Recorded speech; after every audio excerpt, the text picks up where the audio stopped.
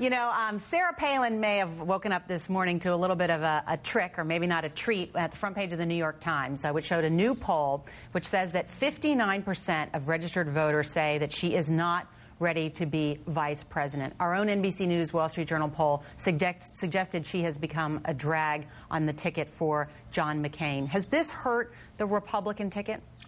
I think it has very much undermined the whole question of John McCain's judgment.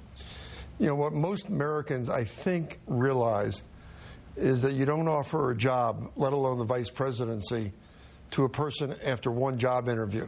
Even at McDonald's, you're interviewed 3 times before you're given a job. Mm-hmm. So I think the whole question of whether or not she is fit, not to be vice president, but to be president in an emergency on day one, people have resoundingly said, don't think so, including Larry Eagleburger, one of the strong supporters of John McCain.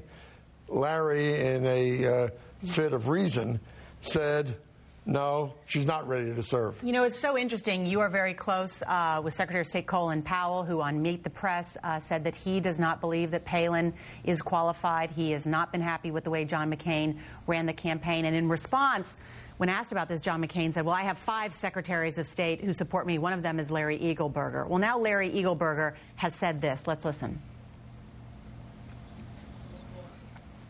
Of course not. I don't think at the moment she is prepared to take over the reins of the presidency. Give her some time in the office, and I think the answer would be she will be adequate. Of course not, he said, in terms of being qualified. What about the response, and these are even from Republican women inside the McCain campaign, and there are few, that this is sexist to say that she's not ready? Well, you know, having been a chief of staff to a president, President Reagan, you see a vice president up close. A vice president has to be there at a moment's notice.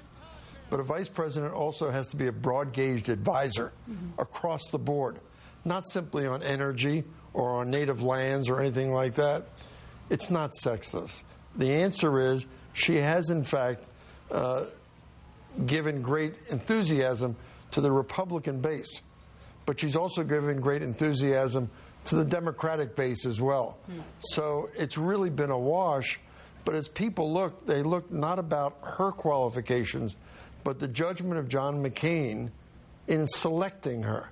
Was this the person who was best qualified to be the vice president and a heartbeat away from the president? And resoundingly, in poll after poll, people have growing doubts. In fact, the majority say, no, not yet, not ready.